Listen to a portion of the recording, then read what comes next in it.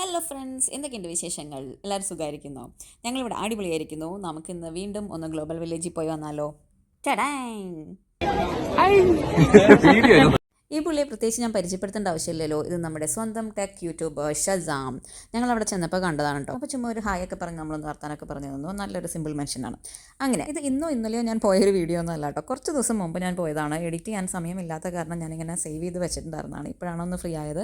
അപ്പോൾ ചുമ്മാ ഒന്ന് എഡിറ്റ് ചെയ്തിടാമെന്ന് വിചാരിച്ചു. ഗ്ലോബൽ വില്ലേജ് ഓൾമോസ്റ്റ് ക്ലോസ് ചെയ്യാറായിട്ടോ. മെയ് ഒരു മിഡ് ആകുമ്പോഴേക്കൊക്കെ ക്ലോസ് ചെയ്യും. എനിക്ക് തോന്നുന്നു മെയ് 11th ആകുമ്പോഴേക്കും ക്ലോസ് ചെയ്യുന്നു തോന്നുന്നുണ്ട്. അപ്പോൾ ലാസ്റ്റ് നമ്മൾ ഗ്ലോബൽ വില്ലേജ് ക്ലോസിങ്ങിൻ്റെ ആ ഒരു ടൈമിലൊക്കെ പോകുമ്പോൾ നമുക്ക് കുറേ സാധനങ്ങൾ ഡിസ്കൗണ്ടഡ് പ്രൈസസിലൊക്കെ കിട്ടാറുണ്ട് കേട്ടോ. അപ്പോൾ ഞങ്ങൾ എപ്പോഴും സ്റ്റാർട്ടിങ്ങിലൊന്ന് പോയി ജസ്റ്റ് എല്ലാം ഒന്ന് കണ്ട് ഫുഡൊക്കെ ഒന്ന് എക്സ്പ്ലോർ ചെയ്ത് വരും. ഇടയ്ക്ക് ഇതുപോലെ നമ്മുടെ ഫ്രണ്ട്സോ കസിൻസൊക്കെ വരുമ്പോൾ അവരുടെ കൂടെ ഒന്ന് പോകും. അങ്ങനെ ഒരു 3-4 തവണ പോകും. ലാസ്റ്റ് പോയിട്ടാണ് എന്തെങ്കിലും കുഞ്ഞു കുഞ്ഞു സാധനങ്ങളൊക്കെ ഇതുപോലത്തെ ചറപറ സാധനങ്ങളൊക്കെ നമ്മൾ വെറുതെ ബാർഗെയിൻ ചെയ്ത് കുറച്ച് ചെറിയൊരു ഡിസ്കൗണ്ടഡ് പ്രൈസിലൊക്കെ നമുക്ക് കിട്ടാറുണ്ട് കേട്ടോ ക്ലോസ് ചെയ്യാറാകുമ്പോൾ. അത് ഇപ്പോഴല്ല, ആക്ച്വലി ആ ഒരു മെയ് ടൈമിലൊക്കെ പോകുമ്പോഴാണ് കുറച്ചുകൂടി നല്ലൊരു പ്രൈസിലൊക്കെ നമുക്ക് കിട്ടാം. നമ്മുടെ കസിൻസൊക്കെ ഖത്തറിൽ നിന്ന് വന്നിട്ടുണ്ട്. അപ്പോൾ അവരെ ഒന്ന് ഗ്ലോബൽ വില്ലേജ് കാണിക്കുക എന്നുള്ള ഉദ്ദേശത്തിലാണ് നമ്മൾ വന്നു നിൽക്കുന്നത് കേട്ടോ.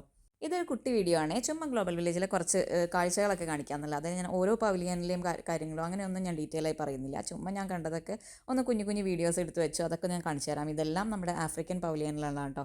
നല്ല നല്ല ഇതുപോലത്തെ വുഡൻ സാധനങ്ങളൊക്കെ ചെറിയ പ്രൈസിന് ഇനി അങ്ങോട്ട് കുറച്ചും കൂടി കഴിഞ്ഞ് കഴിഞ്ഞാൽ നല്ലൊരു പ്രൈസിന് നമുക്ക് കിട്ടും. അപ്പോൾ ആരെങ്കിലും ഒക്കെ പോകാത്തവരുണ്ട്, അല്ലെങ്കിൽ ഒരു ബഡ്ജറ്റ് ഫ്രണ്ട്ലി ഷോപ്പിംഗ് ചെയ്യണം എന്നൊക്കെ ഉള്ളവരുണ്ടെങ്കിൽ വേഗം തന്നെ വിട്ടോളൂ. കാരണം ഈ ഒരു സമയത്ത് കുറച്ച് ചൂടൊക്കെ ആണെങ്കിൽ പോലും സാധനങ്ങളൊക്കെ കുറച്ച് പ്രൈസ് കുറവിന് കിട്ടും കേട്ടോ. പൊതുവേ വീക്കെൻഡ്സ് എല്ലാം ഗ്ലോബൽ വില്ലേജിൽ ഭയങ്കര തിരക്കാണ്. ഞങ്ങൾ പോയ ദിവസം അത്യാവശ്യം നല്ല തിരക്കുണ്ടായിരുന്നു കേട്ടോ.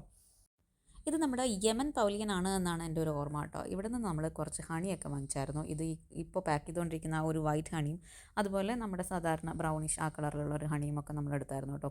ഇവിടെ വന്നിട്ട് ഹണിയൊക്കെ കുറേ ടേസ്റ്റ് ചെയ്തിട്ടാണ് നമ്മളിതൊക്കെ എടുത്തത്. ചില ഹണിയൊക്കെ നല്ല എക്സ്പെൻസീവ് ആണ് കേട്ടോ. അത് നല്ലതാണോ എന്നൊന്നും അത്ര അറിയില്ല, പക്ഷേ എല്ലാ പ്രാവശ്യം വാങ്ങിക്കാറുണ്ട്, വലിയ കുഴപ്പമൊന്നും ഉണ്ടാവാറില്ല. ഈ വൈറ്റ് ഹണി നമ്മൾ ആദ്യമായിട്ടാണ് വാങ്ങിക്കുന്നത്. ഇതും ടേസ്റ്റ് വൈസ് നല്ലതാണ്. ഇത് നല്ല പ്യുവർ ഹണിയാണ്. ഇതിൻ്റെ കുറേ ഗുണങ്ങളും കാര്യങ്ങളൊക്കെ അവർ നമുക്ക് എക്സ്പ്ലെയിൻ ചെയ്ത് തന്നു. പക്ഷേ അതൊന്നും ആധികാരികമായി പറയാൻ എനിക്കറിയാത്തത് കൊണ്ട് ഞാനൊന്നും പറയണില്ല. Taste vice it was good, അത്രേ എനിക്കറിയുള്ളൂ. ഈ ഹണിയുടെ കുറേ കൗണ്ടേഴ്സ് ഉണ്ട് കേട്ടോ. അതിൻ്റെ ഒരറ്റം തൊട്ട് മറ്റേ അറ്റം വരെ ഞാൻ നടന്ന് ടേസ്റ്റ് ചെയ്യുമായിരുന്നു. അതിൽ ഒരു കൗണ്ടറിൽ നമുക്ക് അത്യാവശ്യം നല്ലൊരു പ്രൈസിനൊക്കെ അവർ തന്നപ്പോൾ നമ്മൾ അങ്ങനെ അവിടെ നിന്നാണ് വാങ്ങിച്ചത്.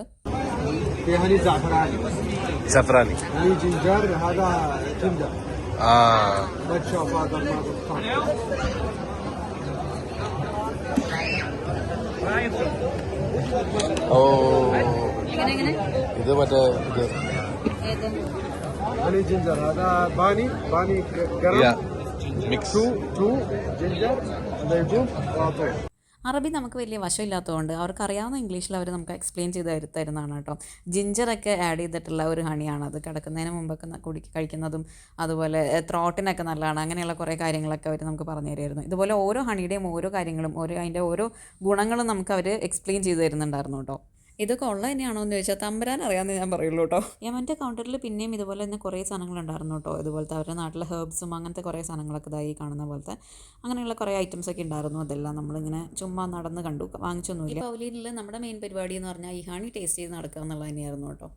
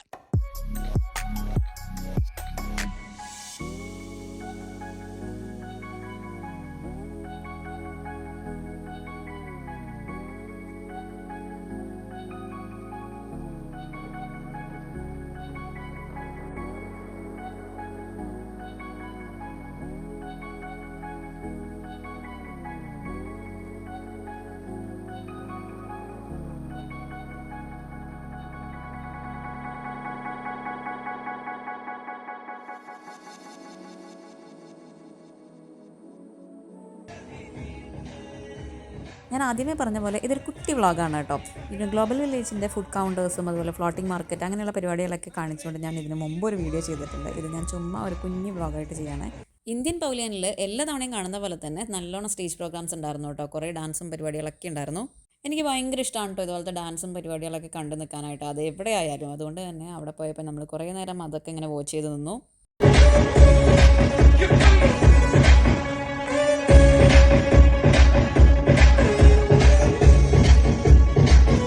ഡാൻസൊക്കെ കണ്ട് നമ്മൾ നടക്കുമ്പോഴാണ് ഇതുപോലത്തെ ഗോൾഡൻ പ്ലേറ്റഡ് ആയിട്ടുള്ള അതുപോലെ സിൽവർ പ്ലേറ്റഡ് ആയിട്ടുള്ള മാല അതുപോലെ ബ്രേസ്ലെറ്റ്സിലൊക്കെ പേരെഴുതി കൊടുക്കുന്ന ഒരു പരിപാടി കണ്ടത്. ഇത് കണ്ടപ്പോൾ നമ്മുടെ കുട്ടികൾക്കൊക്കെ ഇതുപോലത്തെ ബ്രേസ്ലെറ്റ്സും മാലയൊക്കെ വേണമെന്ന് പറഞ്ഞപ്പോൾ അവരുടെ പേരൊക്കെ നമ്മളിതിൽ എഴുതി അങ്ങനെ വാങ്ങിച്ചു കേട്ടോ.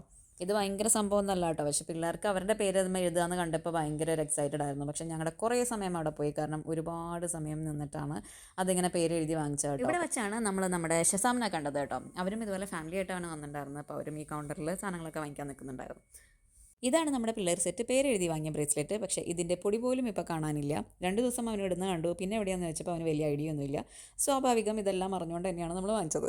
അങ്ങനെ കുറേ സമയം അവിടെ തെണ്ടി തിരിഞ്ഞ് നടന്ന് ക്ഷീണിച്ച് നമ്മളൊരു പഞ്ചാബി ദാബ റെസ്റ്റോറൻറ്റിൽ കയറി. അത് നമ്മുടെ ഗ്ലോബൽ വില്ലേജിനകത്ത് തന്നെയാണ് കേട്ടോ. അവർക്കൊരു റൂഫ് ടോപ്പ് ഏരിയയുണ്ട്, ഫുഡ് ഏരിയയുണ്ട്. അവിടെയും പക്ഷേ നമുക്ക് കുറേ സമയം പോയി, കാരണം നല്ല തിരക്കായതുകൊണ്ട് ഫുഡ് കിട്ടാൻ നല്ലോണം ലേറ്റ് ആയിട്ടോ. 1.5 മണിക്കൂറൊക്കെ വെയിറ്റ് ചെയ്തിട്ടാണ് ഫുഡ് കിട്ടിയത്. ഇതെൻ്റെ സ്വന്തം അമ്മുക്കുട്ടിയെ. അങ്ങനെ ഞങ്ങൾ കുറേ ഫോട്ടോസൊക്കെ എടുത്ത് അന്നത്തെ ഗ്ലോബൽ വില്ലേജ് യാത്ര അവിടെ അവസാനിപ്പിച്ചു. അപ്പോൾ നമുക്ക് അടുത്തൊരു വീഡിയോയിൽ കാണാം. Much love and God bless.